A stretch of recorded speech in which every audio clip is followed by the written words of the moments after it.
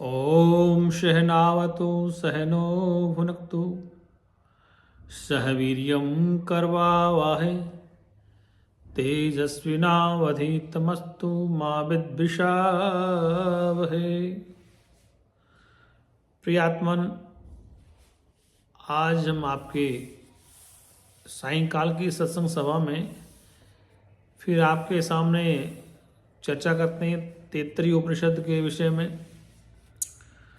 इसमें चतुर्थ अनुवाक का जो प्रारंभ हो रहा है उसमें मनोमय कोश की महिमा तथा विज्ञानमय कोश का वर्णन है। तो श्रुति का मंत्र क्या कहता है? यतो वाचो निवर्तन्ते अप्राप्य मनसा सह आनंदम ब्रह्मणो विद्वान न विभेति कदाचनेति तस्येष एव स शरीर आत्मा य पूर्वस्य तस्माद्वा आत्मा विज्ञानते से पूर्ण सा वा एष पुरुषविद एव तस्य पुरुषविद्धत्वात्म पुरुषविद्ध तस्य श्रद्धेव शिरः ऋतम दक्षिण है पक्ष सत्यमुत्तर है पक्ष योग आत्मा। इस प्रकार ये जो श्लोक है यतो वाचो निवर्तन्ते, जहाँ से अप्राप्य मनसा सह, जहाँ से मन के सहित वाणी उसे न पाकर लौट आती है, उस ब्रह्मानंद को जानने वाला पुरुष कभी भय को प्राप्त नहीं होता, मतलब अभय पद को प्राप्त हो जाता है।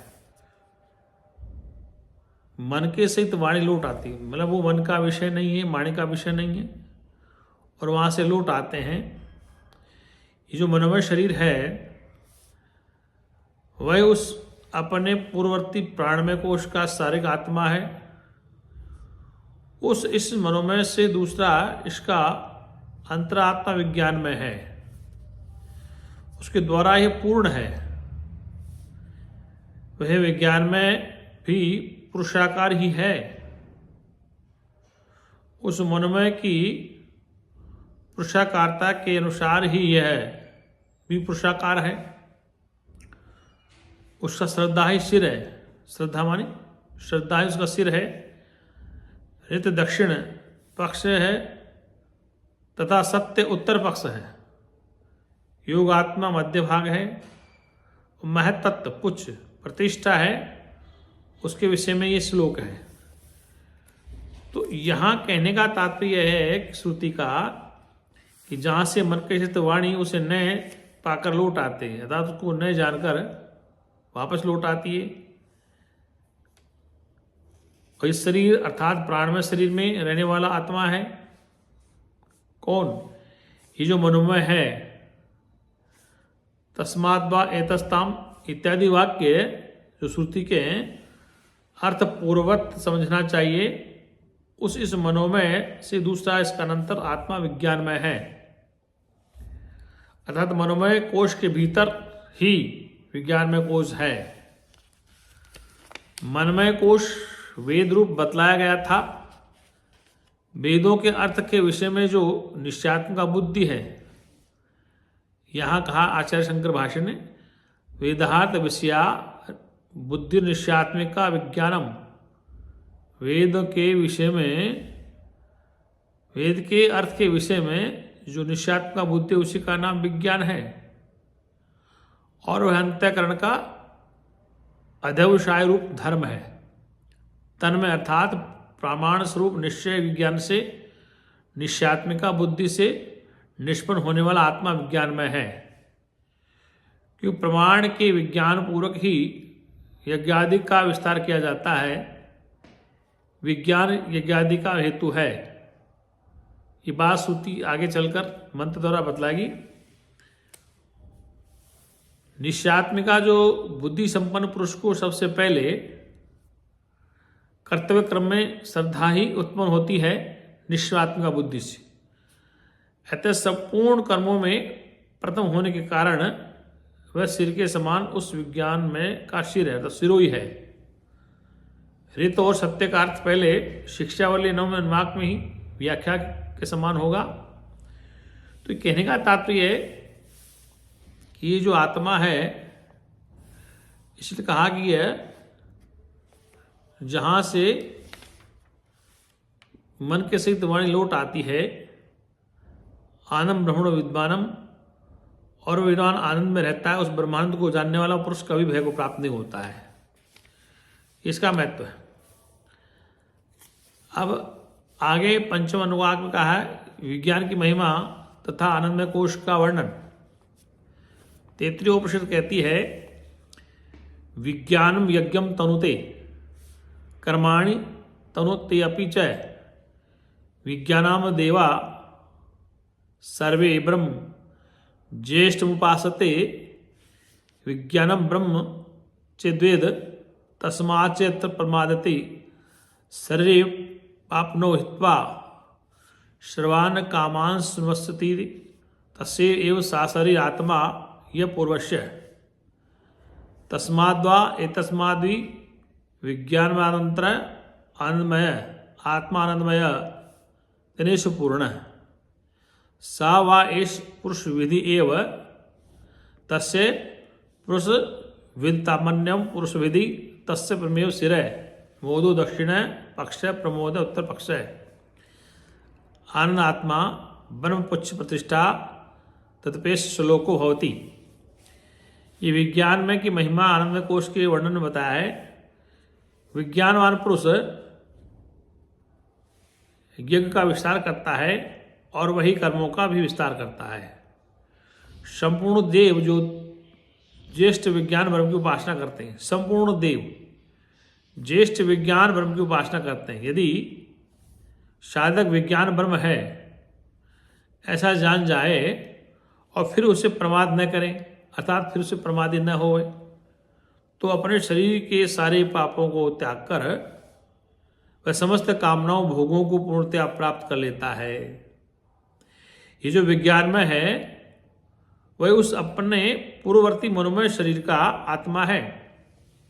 पूर्व में जो मनोमय शरीर बताया था उसी का विज्ञान में आत्मा है। इस विज्ञान में से दूसरा इसका अंतर्वर्ती आत्मा आनंदमय है। उस आनंद के द्वारा ये पूर्ण है। वही आनंद में भी पुरुषाकारी है। उस विज्ञान में कि पुरुषकारता के समान ही है, पुरुषाकार है।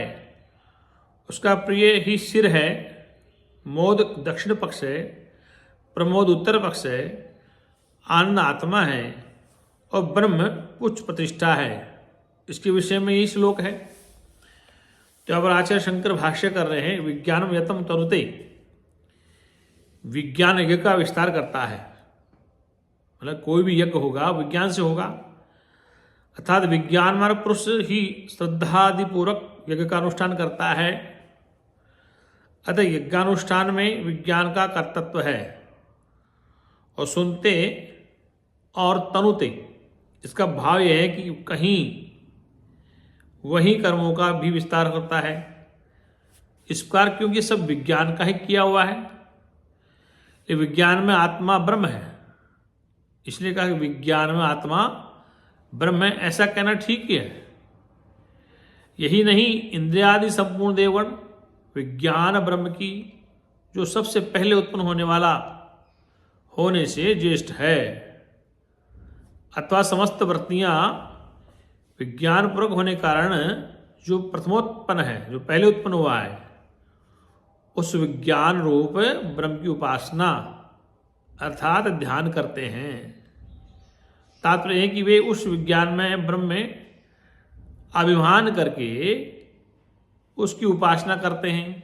अतः वे उस महदत ब्रह्म की उपासना करने से ज्ञान और ऐश्वर्य संपन्न होते हैं। ज्ञान और ऐश्वर्य से संपन्न होते हैं। यहां कहने का तात्पर्य है वो विज्ञान रूप ब्रह्म को यदि जान ले, केवल जान ही न ले, बल्कि यदि उस प्रमाद भी न करे और उसको जानना और उसके बाद प्रमाद न करना, बाह्य अनात्म पदार्थों में आत्मबुद्धि की हुई है, उसके कारण विज्ञान में ब्रह्म की हुई आत्मभावना से प्रमाद होना संभव है। यहाँ कहा गया है कि बाह्य जो अनात्म पदार्थों में आत्मबुद्धि कि उनको सत्य मान लिया गया, उसके कारण विज्ञान में ब्रह्म में की हुई आत्मभावना से प्रमाद होना संभव है। उसकी निवृत्ति के लिए कहते हैं यदि उससे प्रमाद न करें। तात्पर्य है कि यदि अन्मय आदि में आत्मभाव को छोड़कर केवल विज्ञान में ब्रह्म में ही आत्मत्व की भावना करके स्थित रहे तो कहते हैं शरीर के पापों को त्याग कर संपूर्ण पाप शरीराभिमानी के कारण ही होने वाले हैं। विज्ञान में ब्रह्म में आत्म तत्व का अभिमान करने से निमित्त का क्षय हो जाने पर उनका भी क्षय होना उचित ही है। जिस प्रकार कि छाते के हटा लिए जाने पर छाया की भी निवृत्ति हो जाती है। अतः शरीराभिमानी के कारण होने वाले शरीर जनित संपूर्ण पापों को शरीर ही में त्याग कर विज्ञान में ब्रह्म स्वरूप को प्राप्त हुआ साधक उसमें स्थित सारे भोगों को विज्ञान में स्वरूप से ही सम्यक प्रकार से प्राप्त कर लेता है, अर्थात उनका पूर्णतः उपभोग करता है। कहने का अभिप्राय है कि वह ऐसा महापुरुष है उस विज्ञान में को ही उसको भी भोगता है और उससे सबसे पाप से मुक्त हो जाता है। अब यहां कहा है षष्ठ अनुवाक, ब्रह्म को सत्य और असत्य जानने वालों का भेद, ब्रह्मज्ञ और अब्रह्मज्ञ की ब्रह्म प्राप्ति के विषय में शंका तथा संपूर्ण प्रपंच से ब्रह्म के स्थित होने का निरूपण। असन्नेव स भवति असद् ब्रह्मेति वेदत्येत अस्ति ब्रह्मेति चेद्वेद संतमेनम ततो विदुरति। तैसे एव शरीरा आत्मा यह पूर्वस्य अथात और प्रश्न। यदि उस पुरुष ब्रह्म असत्य है ऐसा जानता है तो वह स्वयं भी असत्य ही हो जाता है, और यदि ऐसा जानता है कि ब्रह्म है तो ब्रह्मवेत्ताजन उसे सत्य समझते हैं। पूर्व कथित विज्ञान में का ये जो आनंदमय है शरीर स्थित आत्मा है। अब आचार्य का ऐसा उपदेश सुनने के अनंतर शिष्य के ये अनुप्रश्न है, क्या कोई अविद्वान पुरुष भी इस शरीर को छोड़ने के अनंतर परमात्मा को प्राप्त हो सकता है? अविद्वान भी, जिसको शास्त्र ज्ञान नहीं है, अथवा कोई विद्वान भी इस शरीर को छोड़ने के अनंतर परमात्मा को प्राप्त होता है या नहीं? इन प्रश्नों का उत्तर देने के लिए आचार्य भूमिका बांधते हैं। उस परमात्मा ने कामना की कि मैं बहुत हो जाऊं, अर्थात मैं उत्पन्न होऊं, अतः उसने तप किया।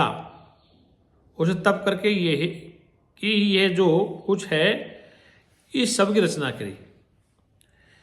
इसे रचकर वह इसी में अनुप्रविष्ट हो गया, और इसके रचकर इसी में अनुप्रविष्ट हो गया। इसमें अनुप्रवेश कर वह असत्य स्वरूप परमात्मा मूर्त अमूर्त देश काल आदि परिचिन से कहे जाने योग्य और न कहे जाने योग्य आज से अनाश्रय चेतन अचेतन एवं व्यावहारिक सत्य असत्य हो गया। ये जो कुछ भी है उसे ब्रह्मवेत्ता लोग सत्य इस नाम से पुकारते हैं। उसके विषय में यही श्लोक है। तो ये षष्ठम अनुवाक उसका हो गया। ये शास्त्रीय जो भाषा है इसके लिए कहा है शास्त्र में उस ब्रह्म सुपरमात्मा का बोध करने के लिए आचार्यवान पुरुषो वेद। तो आचार्यवान है वो पुरुष वेद को प्राप्त कर लेता है। अर्थात 33 उपनिषद में काफी कुछ मनोमय कोश, विज्ञान में कोश, अन्य कोश में बताया है, और ब्रह्म को सत्य असत्य जानने वालों का भेद बताया है। ब्रह्मज्ञ ब्रह्म को जानने वाले, अब्रह्मज्ञ ब्रह्म प्राप्ति के विषय में शंका, संपूर्ण प्रपंच से ब्रह्म के स्थित होने